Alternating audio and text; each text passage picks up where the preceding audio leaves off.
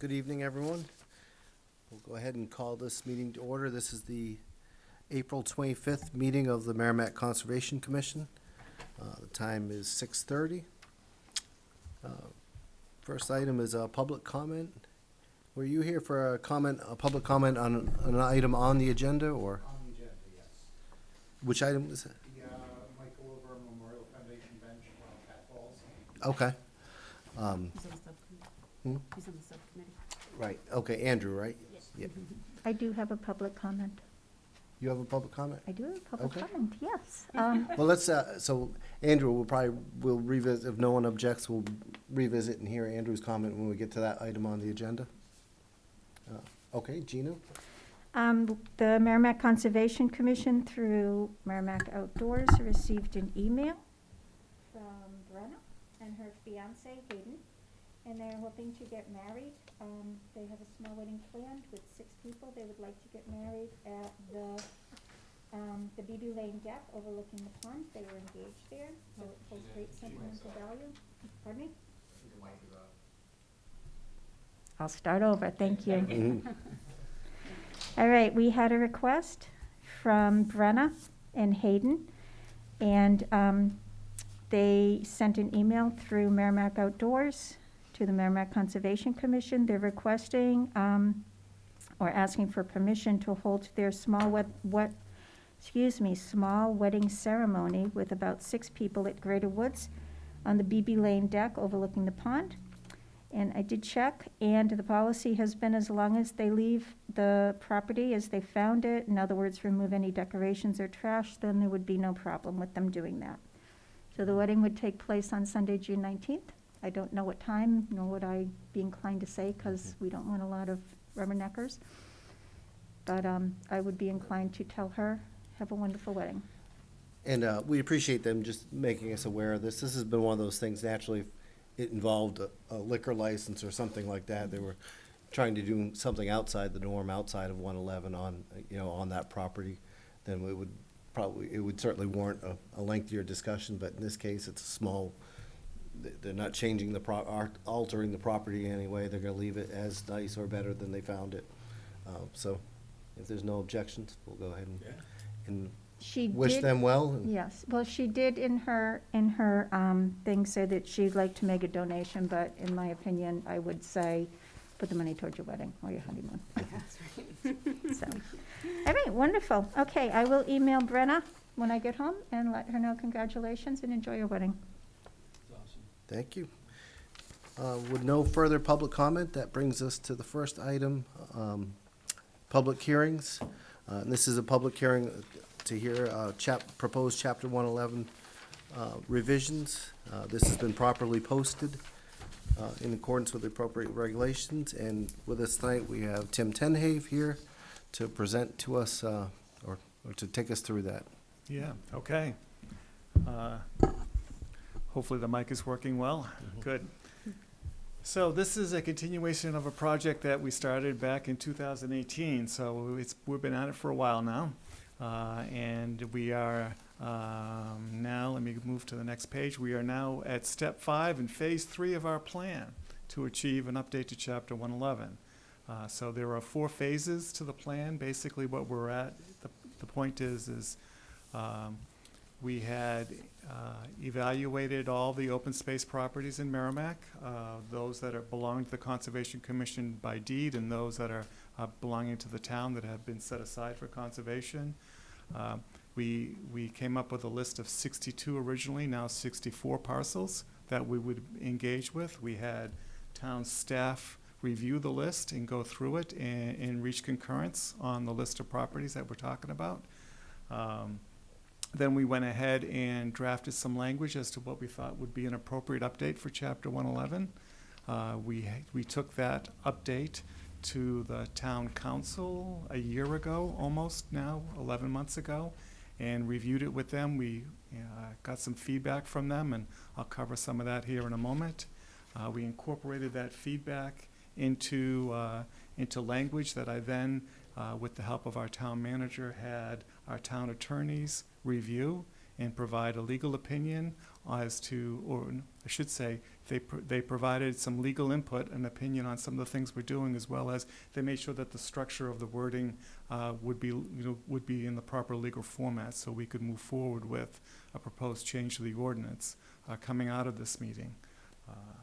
So what I wanted to do next is to kind of talk about, where we're going next. So at this point tonight, I'm looking for the commission to agree on a volume of wording for Chapter 111, that we would then schedule a first reading with the town council and follow the charter process for an update of the ordinance, which is phase 4 of the plan. So any questions before I go forward? Okay. So just a quick overview. The current chapter covers 6 parcels, which are named here.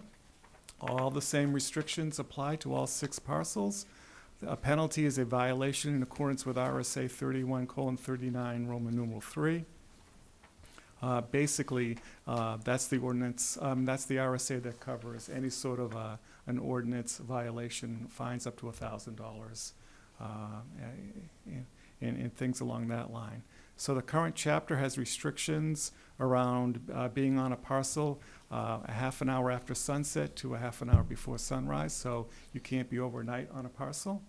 No fires are allowed unless approved by the Conservation Commission and the fire warden. No glass is allowed, no throwing or leaving trash, so basically carry out all trash. No alcohol or unlawful drugs, no parking or driving except in designated areas, no OHRV as defined by RSA 215-A:1, except for fire, police, in emergency. No domesticated animals unless on a leash, rein, or in a cage. No discharge of air-powered, spring-powered gun or any type of bow or firearm, and no defacing of any building equipment, tree, shrub, or flower. So that's the current chapter that we have on the books now. So the proposed update now includes 64 parcels. 2 parcels were added since we started the process. Those are 2 additional parcels that were donated as part of the Chestnut Hill subdivision over by Old Blood Road. So basically they are incorporated into Greater Woods. We did update the penalties in the new language. It's now a tiered approach as recommended by our town attorney. So first offense, second offense, third offense, that kind of a deal to give some guidance to a judge when dictating a penalty. And we have 3 categories of parcels that are included here. The original includes all parcels under 1. What we now have is we have a general set of rules again for all the parcels. So sorry, that's a typo. I did not update that. So there's a general set of restrictions for all 64 parcels, not 62. Apologize for not making that update. We have a second set of a second category of hours restricted that includes only 2 parcels that are currently as part of the current Chapter 111. And then we have a completely passive group of properties which adds no motorized of any kind, restricts the use of bow-powered weapon or firearm.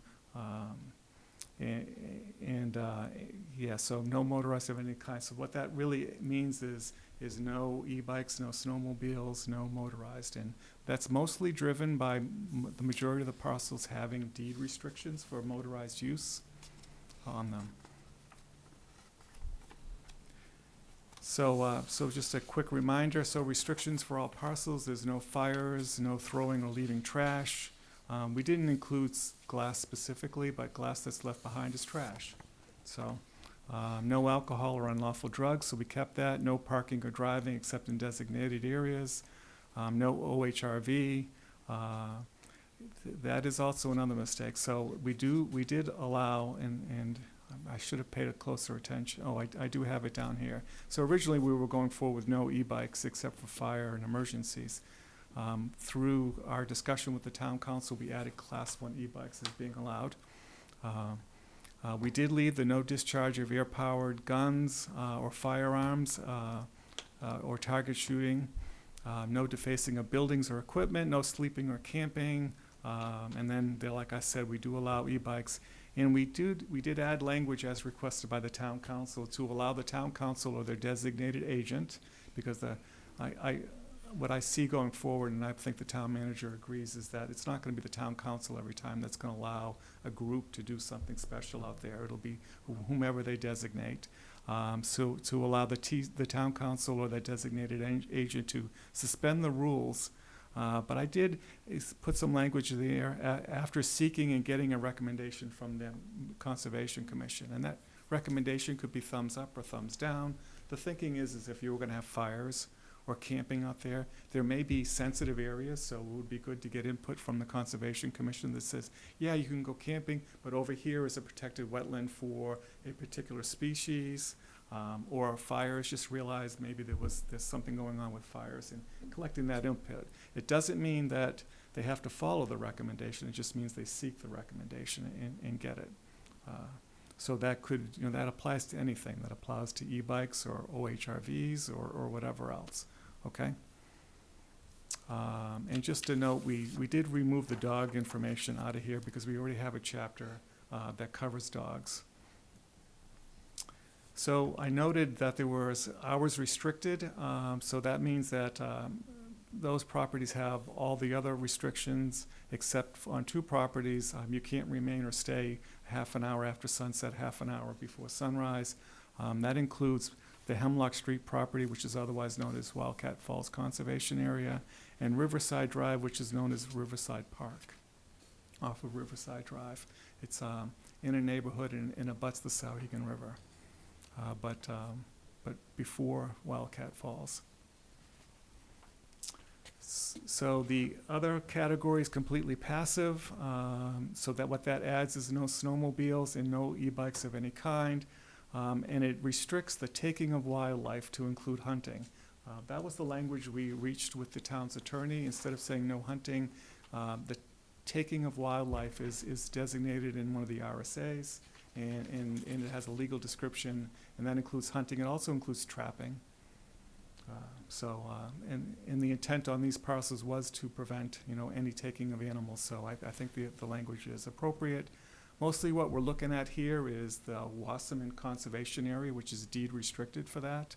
We're also looking at 3 parcels that we now have that abut that conservation area. It's hard when you're out there to know, am I in the conservation area or am I in the newer property? So keeping that all together with the same set of rules we thought was appropriate. There's also the Madeline Bedlint Lane is behind the middle school, and that includes the conservation area that the town has deeded oversight on. Hemlock Street is Wildcat Falls. Dahl Road is a couple of landlocked parcels that are in a neighborhood. They're very narrow parcels. Riverside Drive is the Riverside Park that I spoke about a minute ago, and Karen Street is the Sklar property, which also has a deed restriction against these things. So that's kind of an overview of what we have. What I wanted to do was to bring up the language, and I wanted to bring up an area that our town's attorney had a concern about, and I want all of you to weigh in on that. So let me stop that presentation. I'm just going to narrow it down. So which one did I open? Okay. So this here, if I can make it, big enough. So this is the actual language that we reached with the town attorneys, and Paul, our town manager, has seen all this language as well. So again, what I talked about, no fires, no leaving of trash is there, consume or bring alcohol or drugs, use of vehicles, no person shall park except in a designated area, and no person shall drive or maintain any motor vehicle or off-highway recreational vehicle, OHRV, as defined by the RSA, or Class 2 electric bicycle or Class 3 electric bicycle, all defined by RSAs, in any conservation area excluding town personnel or contractors for official purposes. Then we go on and pretty much have very similar language as what's already in the current chapter 111, that is no discharge of air-powered, spring-powered, or bow or firearm for the purpose of target shooting. And the town's attorney suggested a definition for target shooting, so you see that here. So as used in this section, target shooting shall mean the use of the previously listed items to shoot at inanimate objects. And then we have, defacing of buildings. We added barricade from the original language because we have some gates out there that have been defaced. Wildlife, tree, shrub, flower, fauna. No person shall sleep or camp overnight.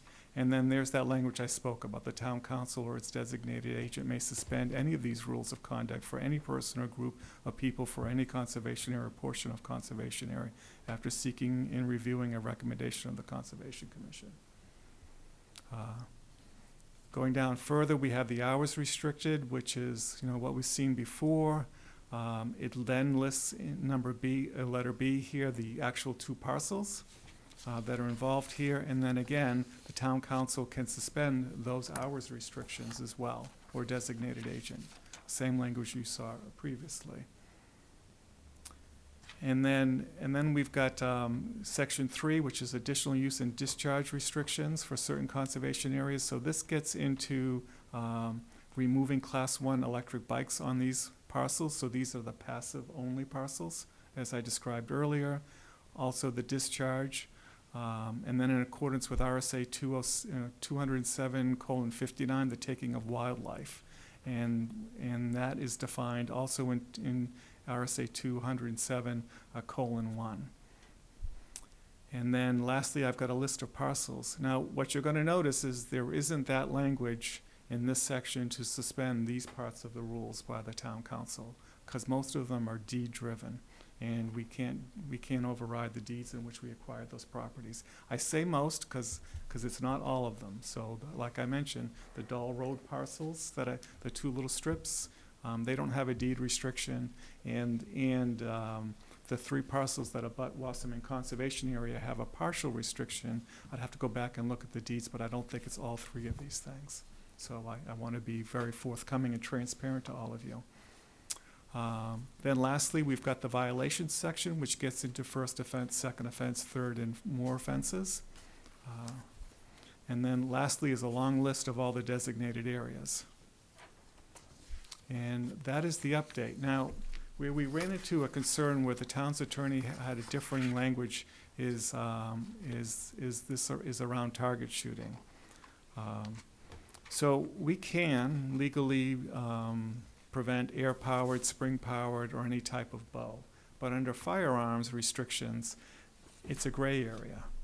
And what I mean by that is there is RSAs that say landowners can restrict use of firearms of any kind on their own property. And we are a landowner here. So that would say that we have the right to do this. There's also another RSA that says only the state can control uses of firearms. And that's in conflict of this. And then there is the fish and game ones that allows us to restrict hunting, which is also the use of a firearm. So the town's attorney came back and said, we're not sure what would happen if someone was to challenge this. So they have said in the past and continue to say that, if it was taken to court, we may lose. But we do have all these other pieces. And, oh, by the way, no one has ever challenged that state law in any town or city in the state of New Hampshire. So there's no precedence either way. If they were to take us to court over a violation like this and they were to succeed and win, they would be the first court case since that law that says the state restricts everything has gone into place. I thought it would be appropriate for me to bring the language as you see it today here and then let you say, no, we'd like to dial it back versus taking the dial back position and dialing it forward. I do have a complete copy of this language that pulls firearms out of target shooting, and we could go forward with that. But something else I think you should realize is that original Chapter 111 doesn't provide for target shooting, and that was put in place in 1994, so it's been there for 28 years. Horse Hill Nature Preserve, under the Firearms Ordinance, Chapter 128, has that restriction, and that went in place in 2005, so you're looking at 17 years. Chapter 142, which is the Parks and Rec, has had a restriction And that went into effect in 1990, so you're looking at 32 years. So we have gone for 30 years or more with these kinds of restrictions, never been challenged, and as far as I know, that on those parcels that are designated that way have never had a problem because of this. You know, if someone ever did anything, they're told and say, you can't do this, and they move on. So it's, so this is the only point of conflict between what we as a commission voted to go forward with and what our attorney came back with. And I'm looking for your feedback on it. You know, what do you as a commission want to do? Do you want to go with this language? I can bring up the other language that just basically removes the firearms piece from there. It does not remove the hunting one from section 3, because that is different language, and we're allowed to do that. So, but that's really all I have to present tonight. So, on the firearm piece, Yeah. I'm probably one of the most staunchest supporters of the Second Amendment that you'll ever find. Mhm. I work in Massachusetts and I live in New Hampshire for a reason. But even with that, I think there's a piece of public safety here. And if I'm out walking one of these pieces of property, I don't want to hear somebody shooting. And the purpose of setting aside this land is for the general public to go out and enjoy this. And not only enjoy it, but part of that is feeling safe while they're enjoying it. And so personally, me, someone that's an avid shooter and avid gun owner, I don't have a problem with limiting target practice on these properties. I think that's for the general public safety. I could go out there and potentially set up and do some target shooting and believe I'm being as safe as I possibly can be. But I have no idea what everybody else is doing, and everybody else has the same access to that property that I have. And so I don't see how someone could go out there and ensure public safety, target shooting, and to be able to do that safe. And so because of that is, you would have my support on this 100%. Good. So I am also a supporter of the Second Amendment, and that's why we have the language that says no discharging. So you're welcome to carry, concealed or not, your weapons on that property if you feel that you need to do that for whatever reason. So, and we wanted to be careful about the language here. I think your point's very good, Tim, too, about, nothing about this language and it suggests that we want to impede someone's right to carry a firearm on one of these parcels. We're just impeding their ability to target shoot on these parcels. Yeah. And I think the point about the fact that we've had these sorts of statutes, governing other parcels for 32 years and never been challenged, I think the risk is pretty low that someone's going to fight us for this. Yeah. I've got a couple questions. I'm an outdoors person, always have been, my whole life. And I hang a lot down at Sklar Park. And, the first one here says no fires. I've gone fishing and stuff. I put a little fire together, cooked a couple hot dogs, things like that. But so now we're not allowed to have little fires to cook hot dogs or warm my hands or anything, according to this. Mm-hmm. So that sort of goes against what I'm thinking this is for the people, because you're limiting people right there. The next I have is like, you can't sleep or camp, overnight camp in any area. I mean, that's part of the scouts and all this stuff. And, camping is, I don't understand why you would, unless it's under the guise of the homeless or something like that, why you wouldn't allow some, a father, son, family, whatever, to go camping. And we have acres and acres of all this property everywhere. But it seems like we keep limiting it and limiting it so we can't use this property. Another point I have here is, down at Sklar Park, people fish there 12 at night, 2 in the morning, second shifters, things like this. Here, they can't do that anymore. No, they can on Sklar Park. Mm-hmm. Okay, so every other place except Sklar Park is a half hour. No. Okay. No, everything is open. 62 of the 64 parcels are open. Only 2 are restricted by hours.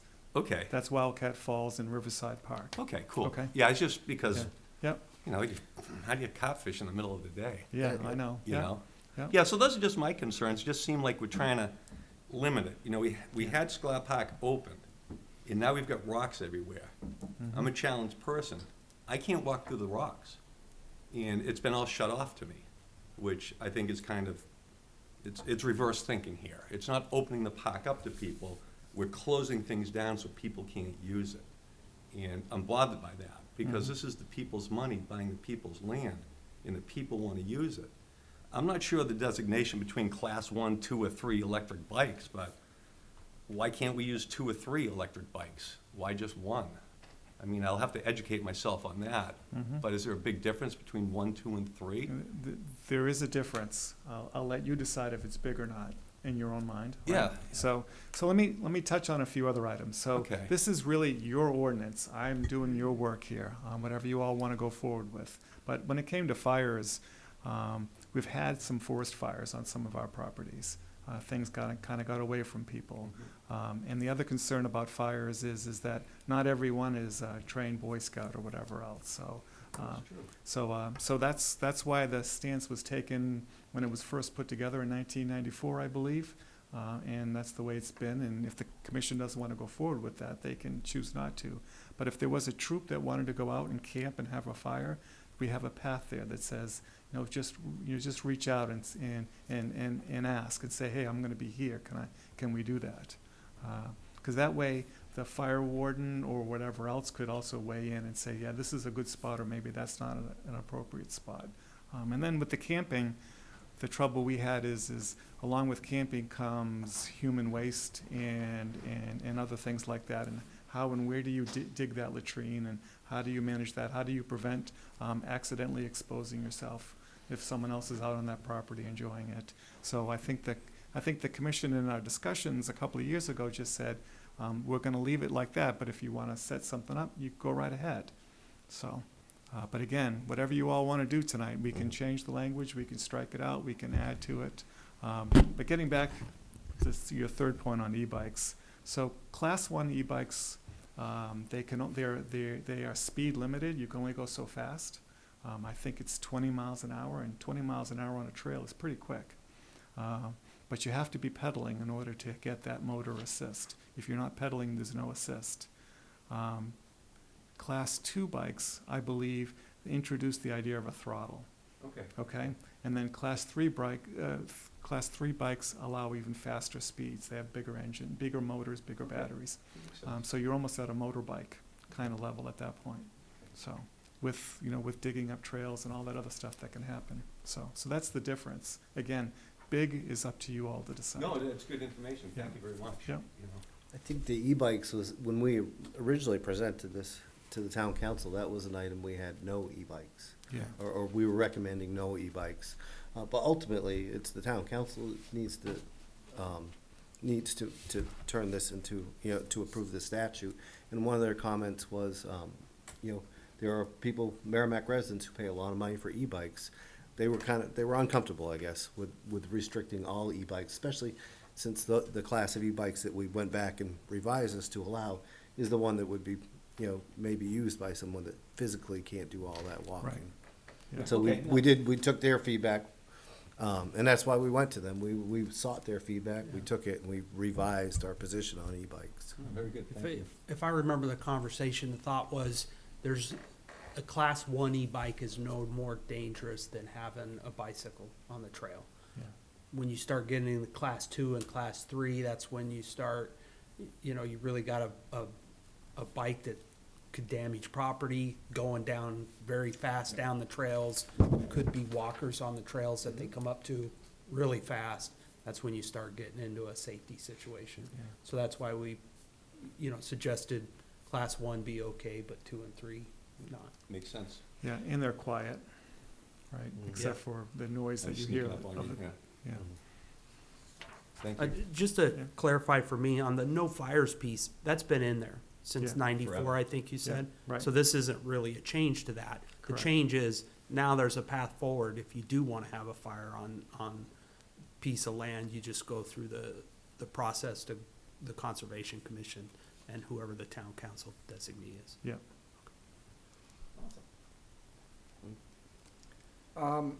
So, I'm looking at the no alcohol one, or unlawful drugs. What happens when cannabis becomes legal?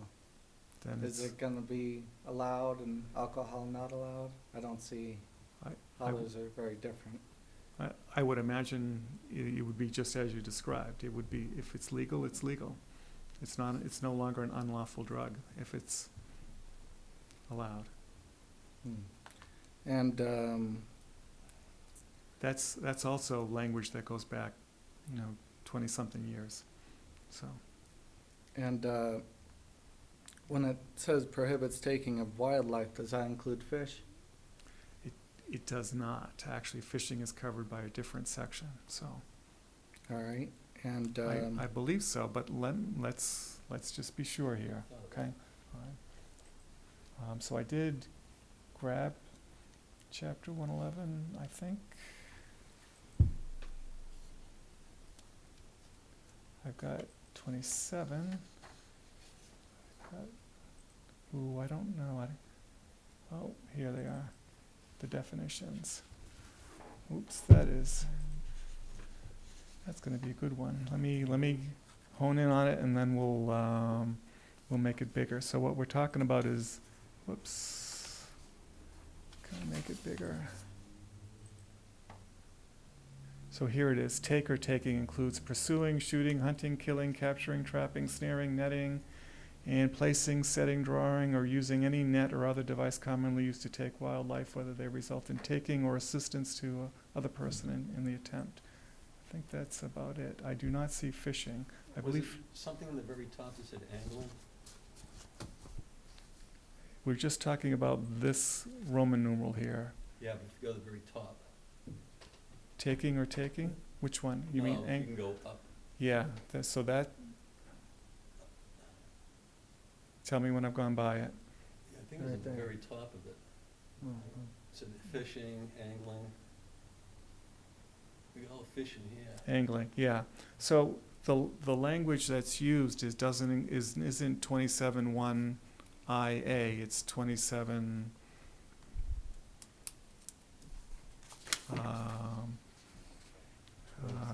27, I believe.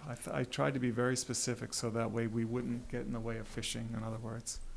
Let me bring up that. Oh, I did, sorry. Yes, 27, 20, no, that's, here, let me get it, hold on.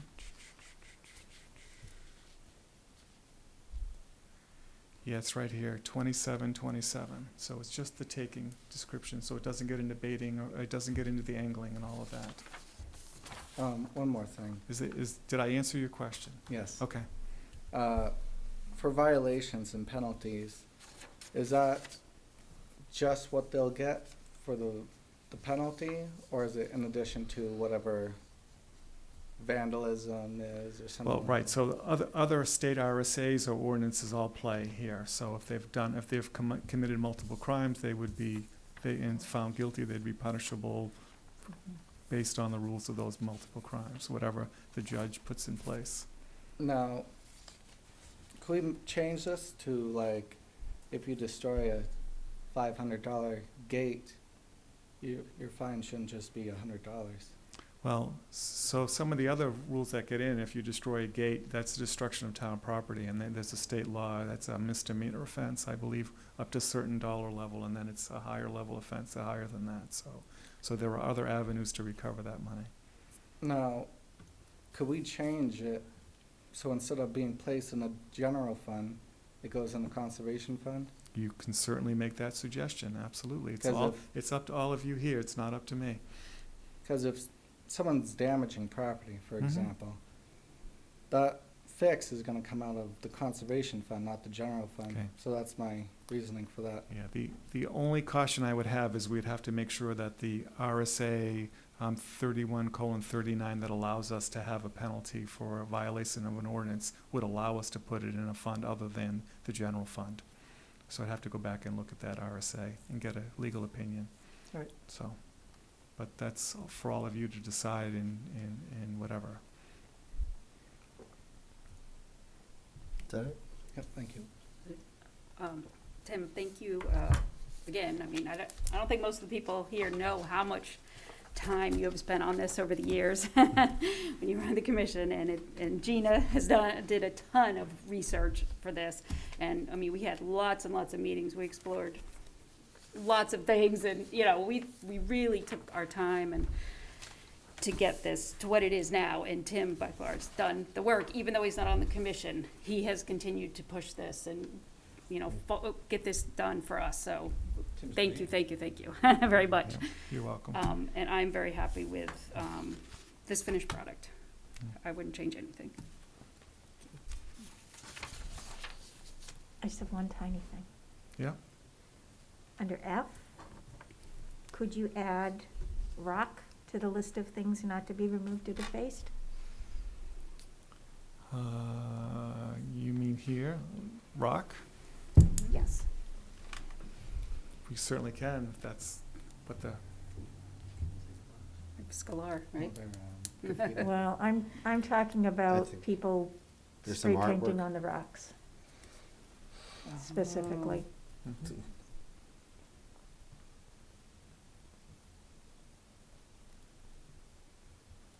Is that it, Gina? Is it? Tim, I like Gina, I appreciate the work that's gone into this. I want to make sure when we as a group make any recommendations on this or have a discussion, keep in mind Conservation Commission, conservation properties versus park, thinking about how much recreation is going into this and how much conservation is going into this. We have a commission, a statutory commission that may or may not extend to recreational uses, and we would need to keep that in mind when we look at Chapter 111. The more clarity on that, the better. Yeah, I think it looks fantastic, Tim, and again, to echo everyone else's sentiments, this is, we only see you once every 4 months or so, which is more than we should ever expect to see you, but this is a process that we certainly has gone on. It's been continuous, and we appreciate you getting us this far. I think this is a perfect document. Maybe, I think if no one objects, we probably should add rocks, and I think Gina's sentiments, we've had graffiti on rocks recently down at Wildcat, so if it's not hard to do, I think we make that change, and if no one objects, we go forward with the document as written. Nice job. yeah, thanks. Would Thank you you. like a vote on it, or? So I- I guess two things. Yeah, do It we is, have to open the public hearing? yeah, to allow, you want to allow whoever to speak, and then when it's all done, then I would say you would move forward with a motion Okay. on the word. Yeah, and I guess before we do that, I should ask Ellen and Let's do Mike it. and Dave all to vote tonight. Yeah, would members of the public like to speak on this, Chapter 111? I actually did have one particular question. Would you just come up and give us your name and address?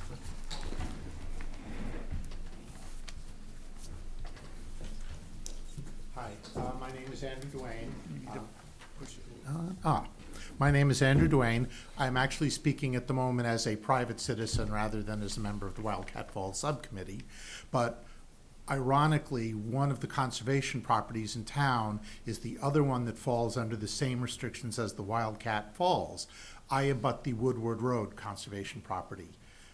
We have a few paths on there that some of our neighbors have built, and I'm on there extensively. And I was curious, the restriction about dogs on the original wording was on leash, rein, or in cage, and I'm not sure what rein means. Like a horse rein or a deer rein? Okay. But that wording has now all been removed and superseded by Chapter 119, That's the suggestion here. okay, Yes. which is the under control. Under control.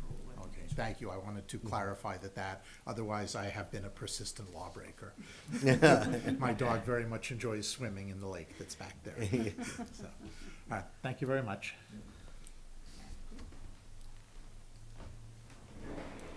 No other members of the public wish to speak?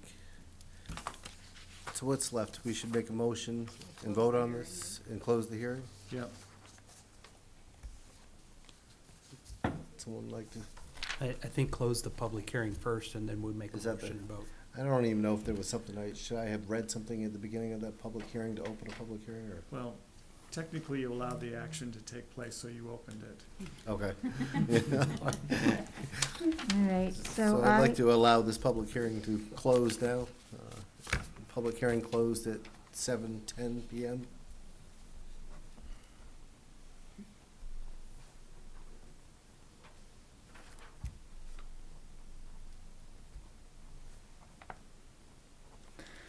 okay, can I make a motion? Okay, I'm gonna make a motion to approve the recommended changes to chapter 111 of the town code. Who made the second? Dave? Motion by Gina, second by Dave. For clarity, that's the wording as presented plus adding rock to section F. Yeah, the wording is proposed, adding the word rock.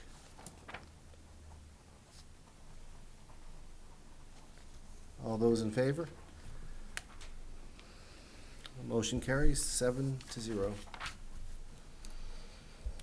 Tim, before you leave us, what is the next step? So the next is to put together an agenda request to the town council for a first reading, so I can prepare that and bring it forward. I would like to have at least someone representing the commission there during that first reading. But if you choose, I'd be happy to present it. You can take it on your own, it's up to you, and I can be in the audience, it doesn't matter to me. Or I could stay home, but.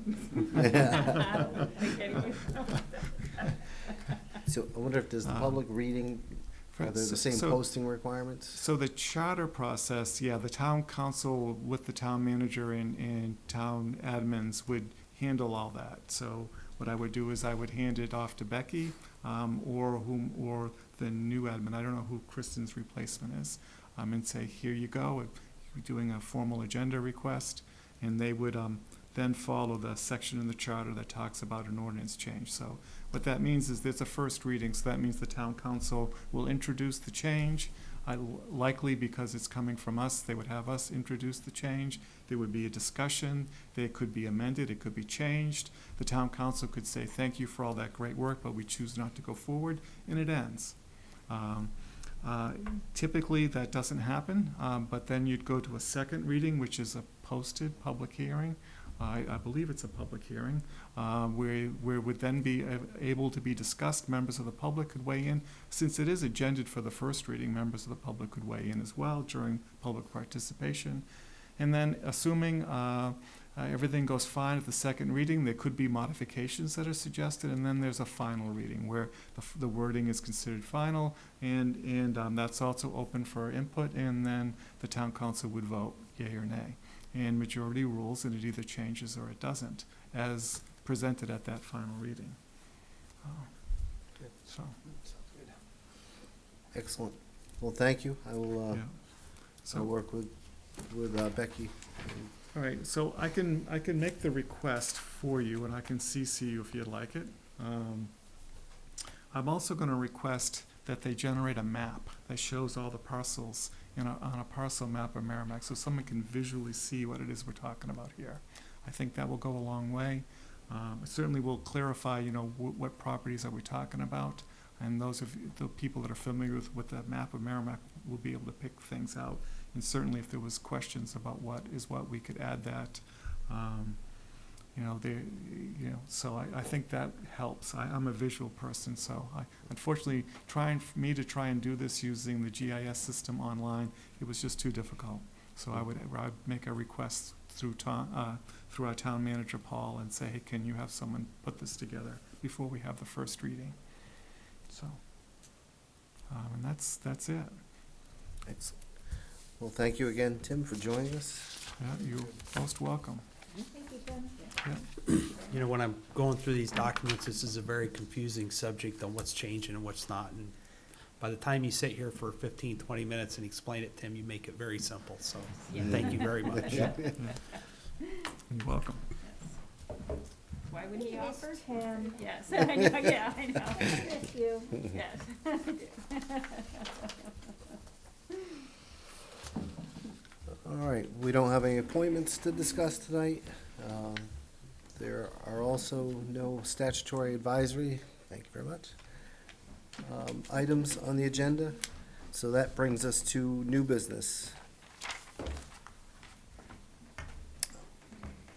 Gina, do you want to talk to us about the new business item? Oh, and we have someone here? Andrew and Mr. Laverne are here. Fantastic. You're welcome to stay, Tim.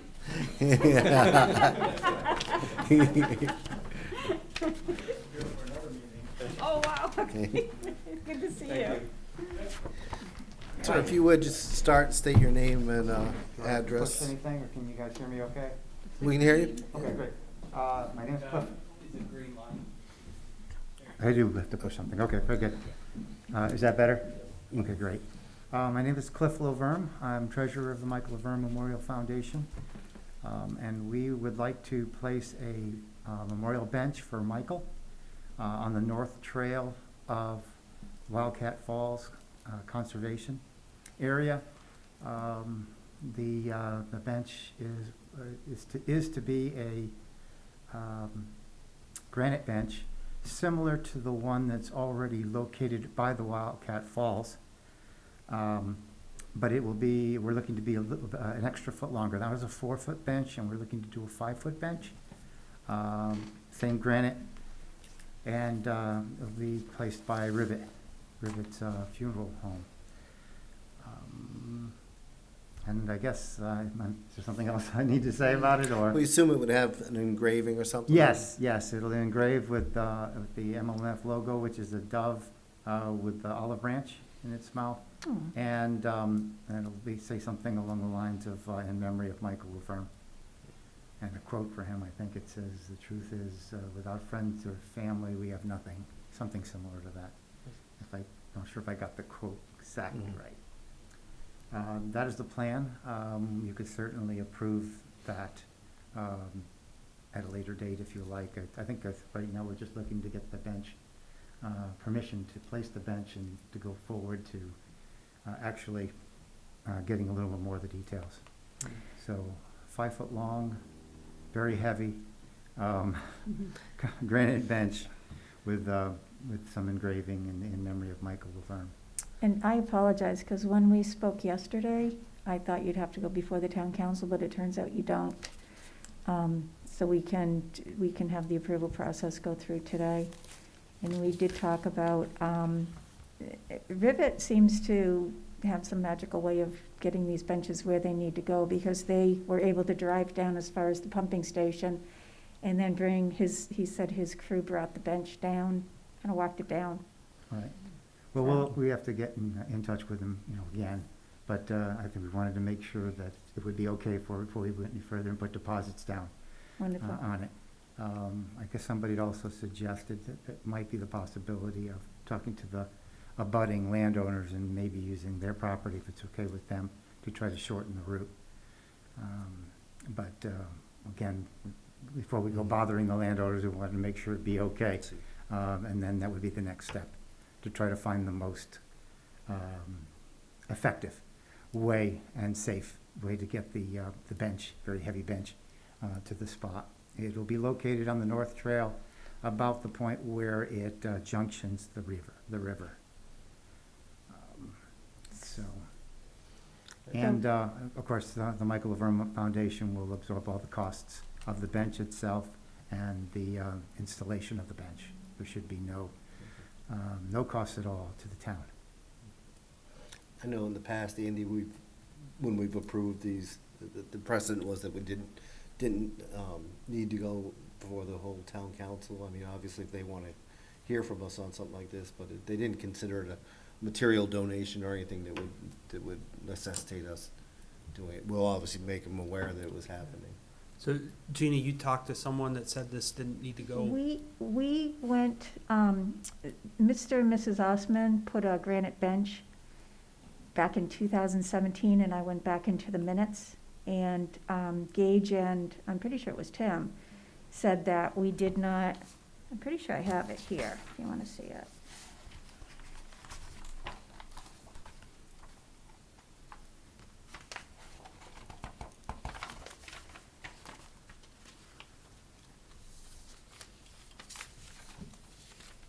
I'll send it to you. I think it's September of 2017. And I certainly don't want to set any new precedents or anything, but Mhm. I mean, I'll reach out to Paul and just make sure that everything's okay as far as, Mhm. you know, it doesn't need to go in front of the town council. If that's the case, then by all means, I'm sure the town council, we have plenty of other things we can do.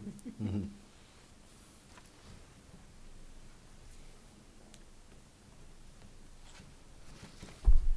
Anyone else? No, it sounds like a very nice bench, and, Mhm. sorry for your loss. Thank you. Thank you for donating this. Any other questions for me? No, thank you for coming. Okay. Do we want to make a motion? I don't think, Because there was a motion made the last time. there was, okay. Yep.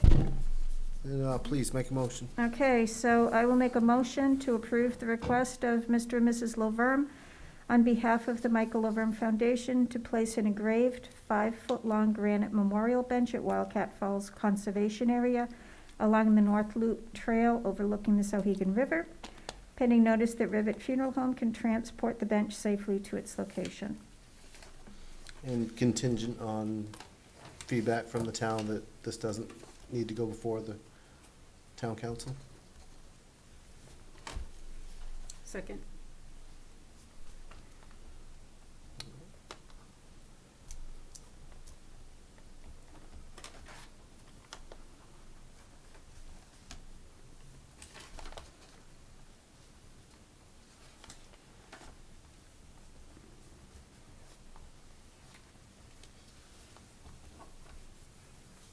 All right, we have a motion by Gina, second as amended by Cindy. All in favor? Motion carries 7-0. And did you want to add something to, or, sorry, you're just here, okay.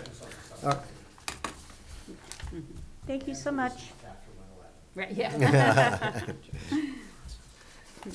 Excellent, all right.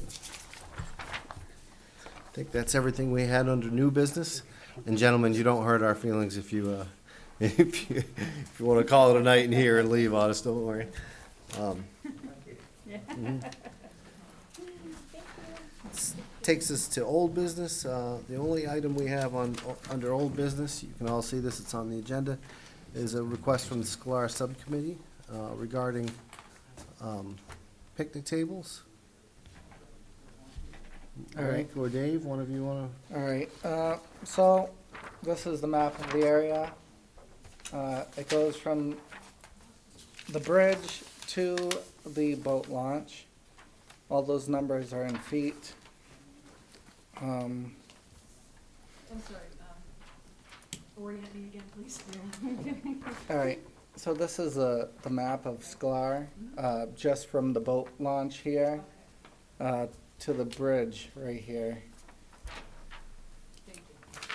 Now, when I drew this, I had put picnic tables, and that was before the rocks were actually moved. But now the rocks are moved in a way that I have to move things around. So the lines in green mark the location of the picnic tables. There are 3 here, and that is one at the end here, one in a notch area here, it's a flat area, and there's one over here, and this one specifically is going to get rid of motorcycle traffic. The rocks are just wide enough where they can drive, and they do drive down there, so this would be another obstacle for them. There's one more table. It'll either be at the end of that trail, which is up here, which is kind of like a clearing. Bird watchers usually go there. Or it's going to be down here in this area where it doesn't flood. It's a very nice viewing area where the Nottacook Brook meets the Merrimack.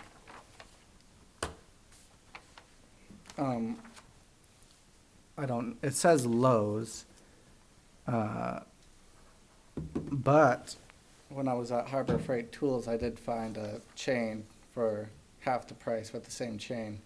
So if that is possible, I'm gonna try to go for the lower price. We're requesting 4 picnic tables, 4 15-foot chains, 2 packages of locks. Each package comes with 2 locks. And the water seal. That amount, $1,318.06, is more than enough. It's probably gonna be under 1,000. So, all these tables are gonna be chained to trees, living trees. And that's it. We've had a table down there for over a month now, and it's used quite heavily now. So, that's it. You have anything? I think it's a great idea. Idea? I'm sure this is something the subcommittee has talked about. We made this request back No, in I didn't get to the November. question yet. What is the thought process behind picnic tables versus benches? Well, we're gonna request benches for other areas that are more outside the viewing of most of the people that go there. See, a bench can be bolted down with some concrete footings. Picnic table is kind of more difficult. Benches would mostly be in the higher ground areas, like the Eagle Bluff Trail where the pine forest is. Picnic tables, if there's a flood, we can unchain and move it. So that's the thinking of that. The purpose of the picnic tables is people go down there and, yeah, one of the purposes of the picnic tables is for people to go down there and relax. Put on, have lunches, dinners, tackle boxes, things like that, instead of putting it on the ground. So, I believe they have some at Wildcat Falls. They have Pic- one. They have one. That's good, that's good. We Is there didn't any put it there. are there I any don't know where it problems came with from. that? We've more often gone with benches, that's why I'm just, Yeah. I mean, you see benches everywhere on all the parcels. I mean, I just Yeah. didn't. A lot of them donated Yeah, too. in your conversation, was there a Memorial. reason that, benches or tables were preferred to benches? Well, we figure Picnics. that specific area is a place where people come with their families. It's more a family-oriented place, and it's quite heavily used now. On most days, this parking lot is full, and they're using this one now. So you're thinking about 7 cars. Whereas the other places are more dog walkers, single people, so it's less about family. The subcommittee, along with Mike Boisvert, talked about this, and we were gonna go with more picnic tables, but we lowered the amount of picnic tables in exchange for the benches, which we will request once Mike is back, and we've determined the locations with him.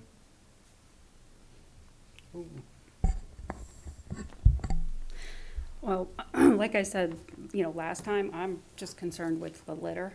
I'm not worried about spending money on properties. I'm just concerned about the litter, as it is a conservation property. It's not a park that the town is gonna go and pick up the trash. I mean, we did have that trash barrel at Wildcat that constantly got overflowed, and then they took it away. The town took it away because it wasn't working, so. I would rather see benches, and I'm actually a little concerned that there's one there already, because we did not approve that. How did that get there? Oh, it just appeared there. Well, I saw on Uh, Facebook that a subcommittee member Oh, yeah, donated it. anonymous. So somebody lied on the Facebook page? What do Or, you mean? or somebody's lying right now. Whose Facebook page is it? I don't know. Okay, well, Okay, well, if you're gonna lie, I'm not gonna approve anything. So I wanna know who put it there, and if it's, What do you we can mean you're not find gonna out. approve anything? I'm not going This to is- vote to approve anything, because unless we know who put that there, we can't approve it. And we would need to approve that first. Anonymous So when you can, donations are no, quite it's not an common. anonymous donation. If it's an anonymous donation, then DPW should go and remove it now. Why? Because it's been left there. It's abandoned. If it's anonymously left there, then it's a litter. Well, if DPW has anything to do with removing it, they still have those trees 4 months on their wait list. Mike, just tell us So- who left it there, because don't if know. we want to approve it, then we need to know who left it there. Why? Why not? Well, I What would is just, the issue with telling us who? Why do you want to know? Because I would like to know. it Well, just, that's nice. we just wanted, we need things to go through proper procedures. I mean, we can review the subcommittee charge, you know, where this body has to talk about and approve changes, because we're beholden to the town council. You know, we were all appointed, we have responsibilities, the subcommittee has responsibilities. I mean, you can, you know, try and change that, you know, that's fine, but that's just the way it is right now. So I'm concerned if people don't understand that you can't just put something out there. Well, that was meant to come on the agenda as a donation, but I figured with Chapter 111, I didn't want to stuff it on this one, so it will be on the next one Well, to approve. I think the feeling, the sentiment that you're hearing from some people is that it feels like a circumvention of the process. I mean, none of us have said we didn't want to purchase picnic tables, but I think some people, I think what Gina and Cindy are saying is they feel like the process has been somewhat circumvented. And obviously that creates some Of course, divisiveness. I understand that, but then you'd have to do the same for the thousands of dollars of rocks that was donated. Guess you could make We- that argument. but we approved that. Thousands of dollars of what? Rocks. That's a That's a lot of little money in different. rocks. We approved that. We approved that. We discussed it and we approved it. And we know where they came from. It's not like they just appeared and were splashed across a group forum. You approved David Webb's, you didn't approve DPW's. That's the town. I think we actually helped orchestrate it. No, they actually just dumped them there when they were repairing the road. All right, well, I'm not voting on this tonight. Not until we get some answers. When we get Well, some so- answers, I'd be happy to vote. Ellen or So Andy? let's, I mean, if there's a motion, we're gonna vote on, right? Because that's the way we do things, by committee. And we're gonna continue to do things by committee. I hear your concerns 100%. You know, I'm struggling because I don't know if we've all been forthcoming here, you know, talking about anonymous donations when maybe you do actually know where it came from. So I do struggle with, we should all be forthright. We're all here just trying to take care of the town. But at the same time, I want everybody to understand that this is, you know, committee rule. Nobody gets to make a say. Even on town council, we're only one voice of 7. Same with the Conservation Commission. If it's a valid motion and it's a valid second, then we're gonna take a vote, and where the vote falls, it'll fall. We did bring up the picnic tables previous. I was hesitant to bring it motion to the floor because it didn't pass a sniff test that Paul talked to us about. We didn't notify the public that we were about to appropriate funds, and so I wanted to see on an agenda where, you know, we notified the town that we may vote to appropriate funds. But if there's a motion, then we need to entertain that motion and go through the same process. But I will caution everybody, we should all be forthright with each other. And if we know something, you know, if we did something, we should throw it out there. So I'll just leave it at that. Ellen? I'm looking right now at the statutory commission for conservation commissions, because this is something that I've been in the process of learning and relearning. I've been here not quite a year and still very much feel like I'm playing catch-up. And as I read it about, what we are supposed to do with our properties, still there's the, what's a park, what's a conservation commission? What are conservation properties, what are parks? And I'm someone who's lived here for many, many years, and I appreciate the recreational value to the conservation commissions. I've used them myself, I've brought up my children to enjoy them. And I really also have trouble when I am not sure I'm getting all the information that might be available. Because I have to answer to my family, I have to answer to the town council, I have to answer to my neighbors for whatever decision I make. I would be much more open to voting in favor of this if I knew where the first one had come from. What can I tell you? That's what I think. And also when I see, I'd rather these discussions take place here than on Facebook first, but I understand that the town forum exists for a reason. People can put their ideas around. But I'm uneasy about this because I'm not sure I'm working with complete information. That's all. And I don't expect us tonight to completely clarify the Park versus Conservation Commission thing, but I need to keep constantly bringing myself back to what we're supposed to be doing with our properties and for what purpose.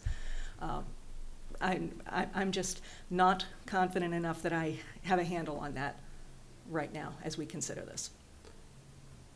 And I think I would like to learn more about everybody's thought process on the parks versus conservation area. I can definitely distinguish the difference between what you would consider a conservation area versus what you'd consider, a park. I definitely would like to know more how people think along those lines and what the commission thinks as a whole.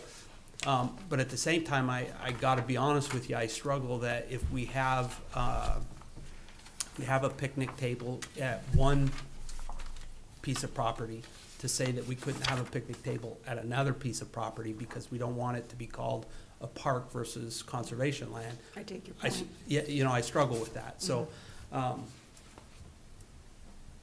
But I'm not sure where the Conservation Commission falls as a whole. And I gotta be honest with you, I don't have strong feelings one way or the other of whether it should be solely for conservation and we shouldn't do anything but maybe cut a few trails into it, versus if we have a place like Sklar, which is kind of, unique in that it has some very park qualities. When I was down there the other day, I was just mentioning there was 5 cars there the entire time I was down there, and it was not the same 5 cars. I was pretty impressed by that. I had been down there before. The last time I was down there, I was the only person down there. Of course, the weather wasn't as nice as when I went back down there. But under nice weather, there was quite a few people there. So I would just be curious on what the commission's kind of general feeling is, conservation versus park. But that's probably a conversation for another day. But it's a really good point, Ellen. I think it's a really good point. And I'd be happy to, I actually printed out the chapter, RSA 36-A today.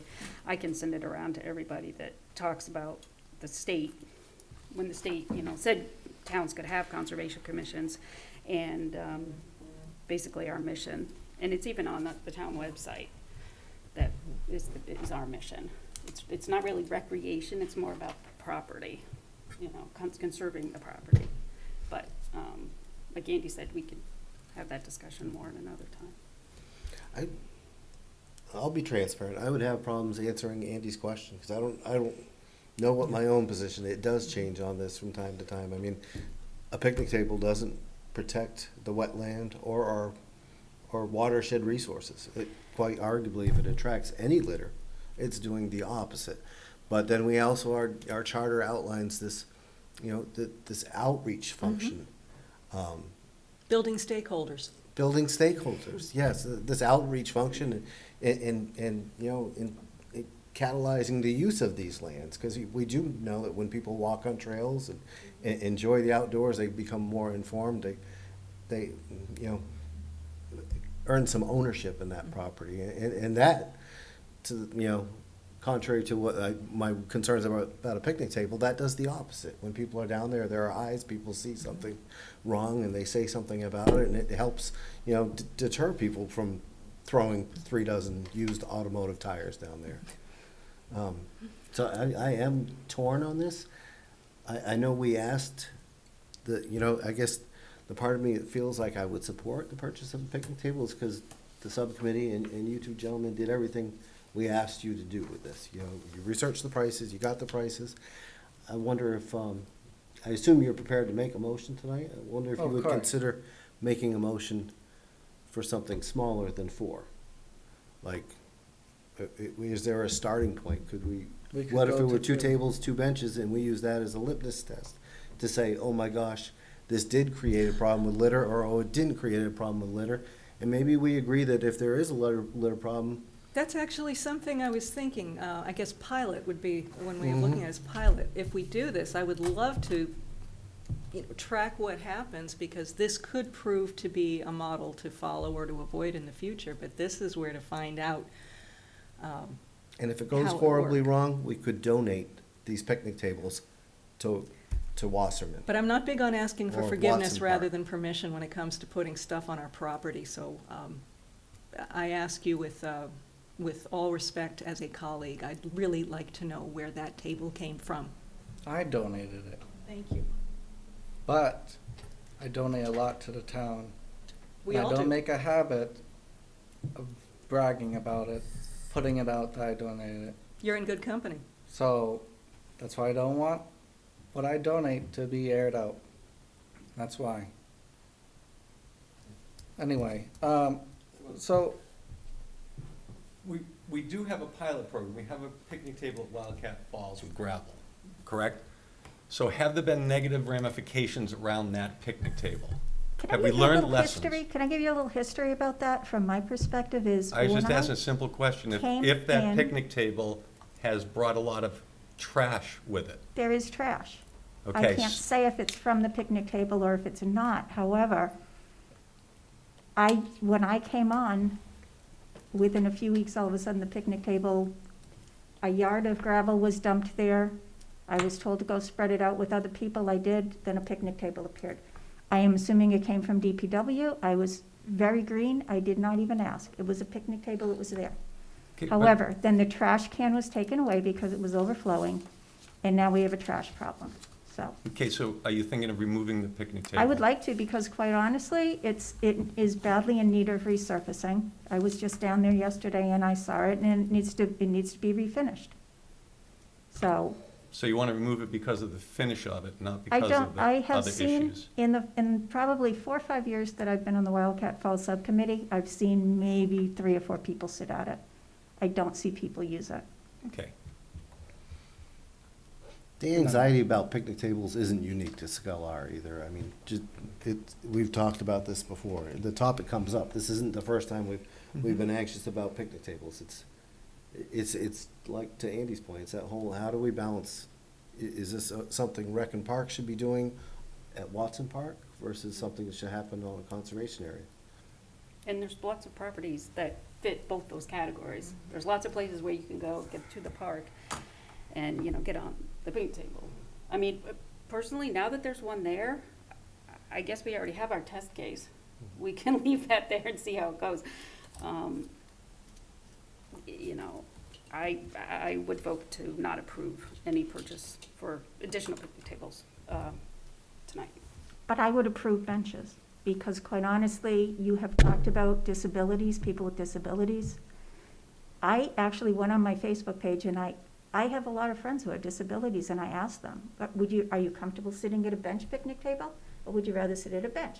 This is a place that has no trash cans. So I'm not inclined to invite people to come down and say, yeah, bring your food down there, because I've learned you might be down there picking up trash, but what happens when you're not on the commission? And the picnic tables are still there and the trash is piling up. There's no one there. Oops, a lot of So hypotheticals. The people that I know that answered me said they are not comfortable hitching their hips and their knees over on the picnic table. Some of them are just have a little too much, girth to them to sit comfortably at a picnic table. They prefer a bench. So I did price out a couple of Trex benches, And for what you're asking for, we can get, I was gonna come in here and I was gonna suggest 2 Trex benches and a picnic table until someone would not be forthcoming with me, but will be forthcoming to someone else. So I don't understand why you can't tell me the truth. Well, this is I asked this as a commission colleague. He answered, we all have access to the same information now. Anyway, so there will be benches, of course, and in the next year's plan with the picnic area behind the kiosk, in the first draft that will be reviewed by the subcommittee, does have handicap picnic tables. And the Lions Club is interested in donating a bench for that area.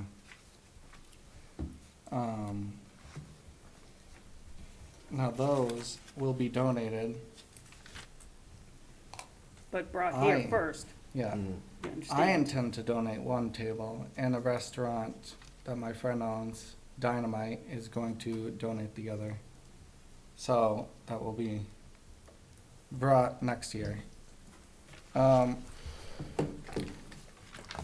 Purpose of these tables is not just for people to sit down and enjoy the church bells and just relax by the river. It's like Steve said, it's so more eyes are down there, and when more eyes are down there, Jeeps are not pulling the rocks aside like they've been doing. They're not ripping up the forest. There's not sex and drugs and everything else that has been going on down there.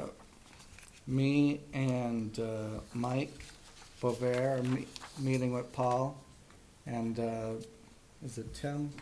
It's a community development guy. On the 4th of May to discuss enforcement down there, because the police have historically gone down there. They slap them on the wrist, and the problem isn't solved. So we're going to be pushing for a zero tolerance policy of sorts. So that specific area is well fit for these tables.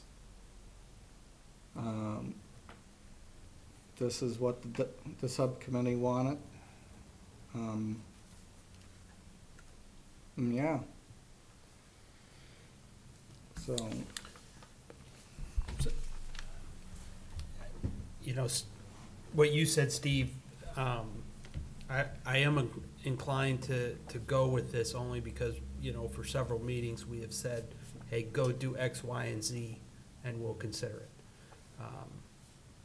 it. And to their credit, they did go out and do X, Y, and Z. So at the 11th hour to not support that, I guess I would support it because of that reason. I really like the idea of a pilot, not approving the 4, approving some reduced number, open to discussion on what that reduced number is. And then at the end of the day, I will vote my conscience and live with the will of the commission. I feel the same way. I think if it were a pilot type number and you're free to make your motion as you want, I think if it were 2 and 2, 2 benches, 2 tables, something like that, I would be on board with that. Just, I wish there had been greater transparency in the beginning of this discussion. But I do appreciate, I know the subcommittee's done a lot of work down there. They've done the plan, they've returned to us what we asked for. And the one thing I will add to that is, I hope before we have another request to do something else down at Scholar, we have a plan. Because that's what we should be using to decide, and I don't mean just a draft plan, I mean an approved plan through the commission that says this is what the in-state is gonna look like. Everybody on this commission looks at that plan and agrees and votes and says, yep, this is the approved plan. Then any expenditures we make in the future support that plan. Now, I'm not gonna ask for benches today because I don't know how we'd anchor them. Would we need materials? I don't know the costs for that. That's Mike Bover, he knows, so I'll wait till he returns on that. So I will request those 2 picnic tables, 1 package of locks, and, You want to make a motion? yeah. All right. I make a motion to purchase 2 picnic tables, 2 sets of chains, 15 feet each, 1 package of locks, which contain 2 locks, and the water seal. 5 gallons is too much for this. How much? 1 gallon of water seal. I do not have a number for that. $40. Well, I mean, total. $112 is half. Yeah, so 600, not to exceed 7. 700. Second it. Motion by Mike, second by Dave. We can have discussion about it. The only thing I would ask is 15 feet of chain sounds like a tripping hazard. Well- If it's too much, I've got a bolt cutter. Let me know. I'll be happy to respond down there. You know what I mean? Yeah, I 15 mentioned feet, the- like where is it going? Do we need to be? Anyone else have discussion? So this would be 3 really.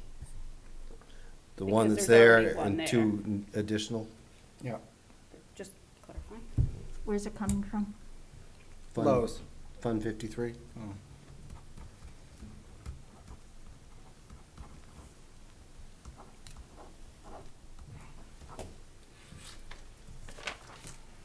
Anyone else? Further questions, discussion? I'll support 2, and again, I'll view it as a pilot. I'll be watching with interest to see what happens. Keep us posted.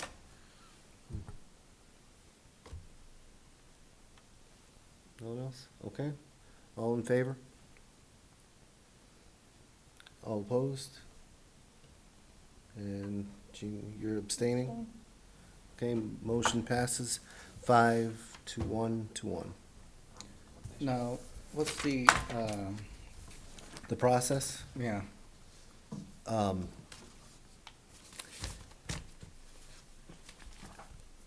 So I can call you tomorrow and walk you through this, but basically it's get the estimate, the cost for each, an itemized yep, list of costs from, you may have to do 2 itemized lists if you're planning to use 2 different vendors. But did they mention whether they would deliver this? they I know you have a will, truck, but, but, for 2 tables, I'll just put it in my truck. and their delivery truck may not get under that bridge. Yeah, I would have to stop at the road and, So if you give me that, and I can call you tomorrow and walk you through the details. If you Yeah. get me that, I'll communicate it to community development. They have an account there, so Alright. we can coordinate those things on the phone in terms of when we pick them up and get them delivered, where did they get water sealed, that sort of thing. yeah. All right, where's my agenda? That finishes old business. That takes us to other business. Were there any subcommittee updates anyone had? You did? Well, I mentioned Paul, we're gonna be going there. There was a incident where Mike Boisvert, was picking up trash with his hands, and he, accidentally picked up a condom. So, that's a problem down there. Probably happens at nighttime, I imagine, but that's part of the issues we've been having with the lack of enforcement by the police when they're actually caught. So we'll be discussing that. We'll have our meeting now, the regular meeting, second Tuesday of every month. Okay. And those are posted? We sent it to Stephanie. Okay. Then I'm sure it's And posted. We would also like permission to go before the town council for that road. The town council directed Paul to have DPW grade the road last year, which fixed it. It was really nice, and now it's getting to be real bumpy, so we're gonna wanna, get that on the schedule. I don't know that, Or have them drop the Yeah. material like Mark wants, and the materials, I think I know what Mike's talking about, the material is, and that we're kind of entering that season where we've done this, where would we do a Recycled horse hill? asphalt. It's milled asphalt, and there's a finite window, but we can reach out, certainly to Kyle and see if that becomes available. I'll caution you though, with petroleum prices doing what they've done, that stuff it costs as much as And, regular asphalt did a year ago. And I think the other thing that we probably want to, because I did talk to Mark Twardowski down there, he said he's willing to spread it. But I think, and I told him this too, if we were to be able to secure some of that material, one, it's hard to get down there, but two, there may be items that are higher on our priority list, Yeah. like the parking lot at the Wasserman Conservation Area, some of the other parking lots that do, and they're smaller projects, so if you Well- only have how many yards would it take to do that road down there? quite a bit. It's like, 20 trucks. yeah, Well, the reason we want to go before the town council is to try to get them to pay for it. Because yeah. technically, even though they don't acknowledge it as a road, it is town property, so it should be up to them. Certainly, if that's something you want to do as a private citizen, no one here can stop you. But as a commission, I think tell me if, I'm only one voice in this process, but this is something we would definitely want to establish our own order of merit list Yeah. for that Agreed. sort of project and prioritize Bring the it. wish list. No one here hates Scalar, but there are some burning priorities. I And we did have not some- know that the recycled asphalt could be used. I think it was today, I forget if it was DPW on Facebook or something, told me the stuff on Turkey Hill that is making my commute a pain, is now at the Wasserman upper lot. Mhm. So- And it's highly sought That was after. Horse Hill. That's what we did with Horse Hill. But I think a lot of times too, in these paving contracts, regardless if it's Continental or Pike or Audley, a lot of times it's written in their bids, when they win that work through whatever municipality grants that work, a lot of times they'll retain the right to reuse that, especially with petroleum prices doing what they've done. Yeah, and, So there's just not a lot, there's not abundance of it available. It's not like they're landfilling all these millings. That's not happening. and Mark intends to be at the next meeting. He'd like to talk about his expertise and these different materials and how things work, which I do not. So the subcommittee wants to fix the drainage in the parking area by the kiosk. And Mark was talking about all this type of riprap and this and that, and I'm gonna let him come here and talk about that. Besides that, there's another issue with Eagle Bluff Trail. The trail, right when you go under the bridge, you look that way and it goes up into the pine woods.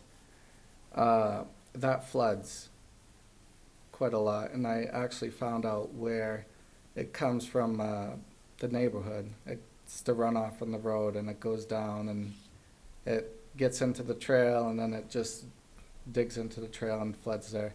So we're gonna be looking at a fix for that, which will probably involve digging. Again, that's something we definitely want to be careful, because that is terrain doing what terrain is supposed to do in the act of protecting the river. Well, it's flooding the ruts is the issue. If it wasn't Mhm. rutted, it would probably flow into the woods. So we'll figure it out. We'll come here with the idea and, go from there. And that's it. Was this an existing trail? Yes, this is a trail that was made by the previous owner. Mhm.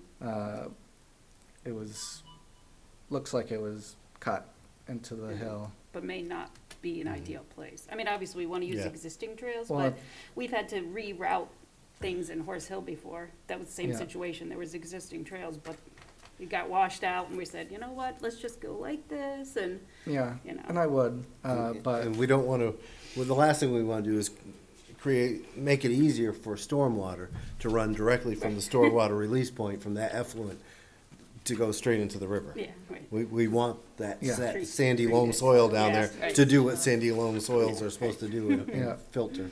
and Eagle Bluff goes from the parking lot all the way to the property line at the end. It's a straight shot, and it's a gradual slope, whereas the other trail has that steep point that I have a hard time with. Bikers So- like. Mm. And he bikers like, I was thinking of sledding there too. So no other subcommittee updates? Nope, if you can send me the list of dates, Mike, I can add them to our Yes. calendar. Wildcat Falls had their meeting on April 12th. And the Michael Laverne Foundation did their cleanup at Wildcat Falls yesterday. And it was determined that the bridge, even though we did do some patching on it, we will eventually need a new bridge. So that will be on an upcoming agenda once we figure out how that will get paid for. Wonderful. Thank you, Gina. All right, presentation of the minutes. Make a motion to approve the Merrimack Conservation Commission minutes dated April 4th, 2022, with changes as follows. Second. Motion by Gina, second by Ellen. Who wants to go first?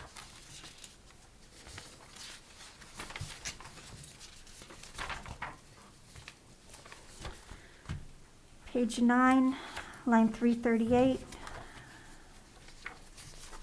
Input the SCLAR committee gave did not support any specific plan.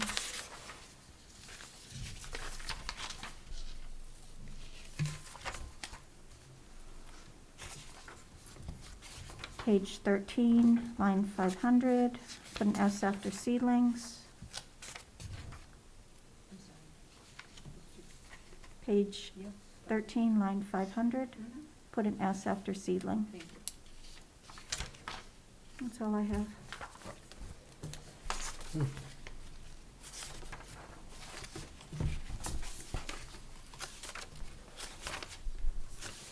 Anyone else?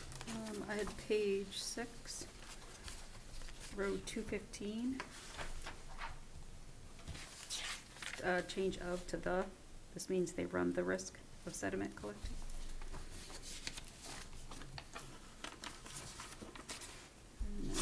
And then,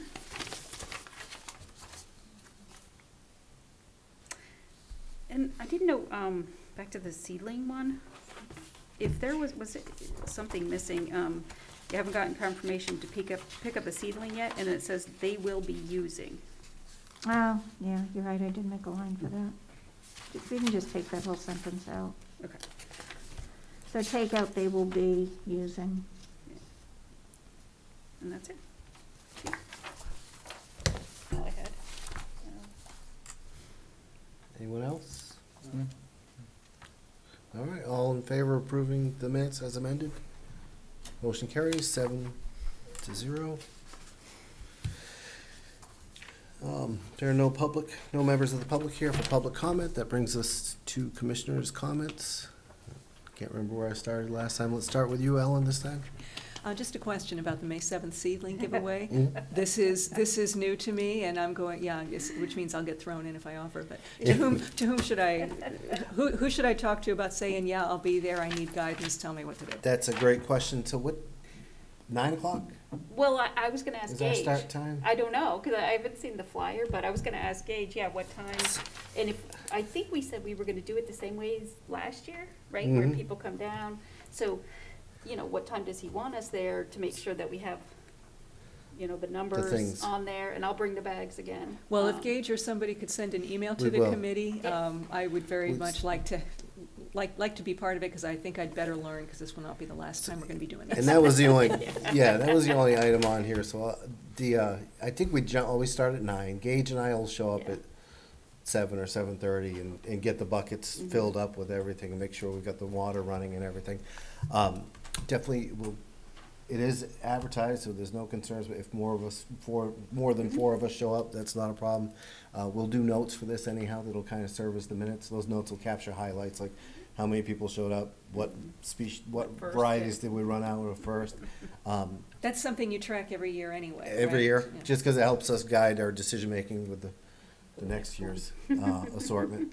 I wouldn't feel guilted into going to this thing, though. One, if you show up even for an hour, I think you'll have a wonderful time, but there's usually plenty of us there, and a lot of us Gage and I always bring kids to help anyhow. Random kids, you know. We have all these children around our homes. I so we- understand how that goes, yeah, okay. But yeah, this is a project that I But need to. It's a I'd great like to time, learn even if more you come about. for a little bit. It is a great opportunity to connect with about 200 people, I think, is usually what our Yeah. turnout is. And after walking past the nursery time and time again on the rail trail, I'd really like to see what, the benefits of that, so. And I will pick those up. In fact, I plan on picking them up tomorrow. If I just have to connect with Jeff to make sure he'll let me in. That's it, thank you. Can you just give me a shout out at some point and let me know what you have so that I can make up some, I sure will. because I have a book with all of the, how That's right. tall they grow and, Yeah, Mhm. but if I know a little bit ahead of time, then I'll be able to get that done. I sure In a will. I'll timely send you manner. the inventory tomorrow. Thank you. Anything?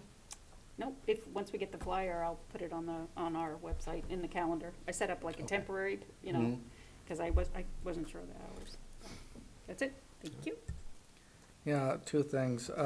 One, someone brought up, that Amherst had an Earth Day event and we didn't, so maybe next year we'd like to do something. Amherst did a cleanup of one of their properties. The second thing is, hold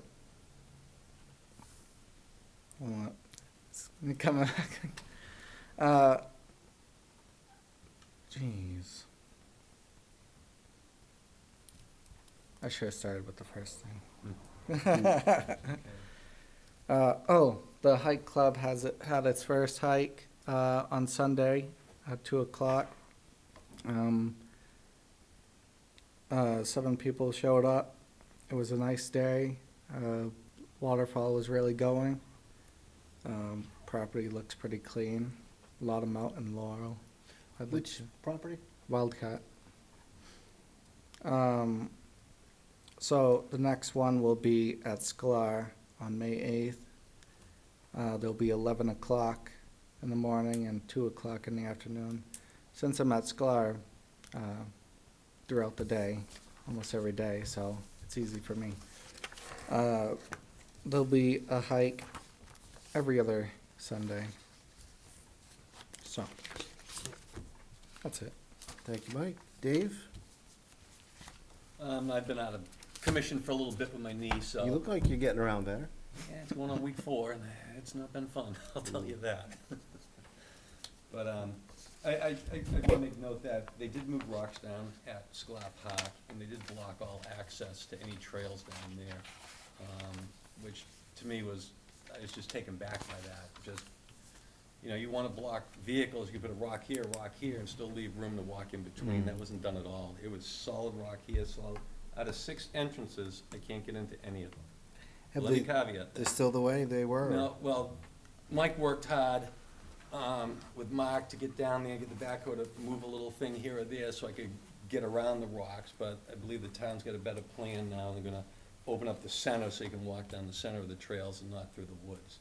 So I was just a little taken back by that, especially after I sat there on that meeting we had down there and talked about the handicap use down there and how often and how special it is down there to have it open so you could walk, especially you got the parking lot that's all mud. People like park in the parking lot. Well, it's all mud. You can't walk in the parking lot. And that's why that other area is nice, because it's nice firm ground that doesn't get all water soaked. And so, the town is working hard to rectify that, let's say for the handicapped people of the town. And I greatly appreciate the Andy Hunter and the Mike of looking into this and trying to rectify it as quickly as possible. So thank you both for that. Thank you, Dave. Andy? The only thing I'll just add to that, I did talk to Paul, he is coordinating with DPW to get out there and make some little gaps in the rocks that, you know, wide enough for pedestrians to get through, hopefully not wide enough for a Jeep to get through. Obviously, DPW's got a lot going on right now, so when they get down there, they'll get down there, but it is coordinated and should happen very shortly here. And I Excellent. appreciate it. Motion to adjourn? Second. Did you have a comment? I already made mine. It was about the seedlings and how excited I am for that event. 22nd annual. I thought, yeah, you had already. Nope. Motion by Cindy, seconded by Ellen. All in favor? All right. Time's 8:08. I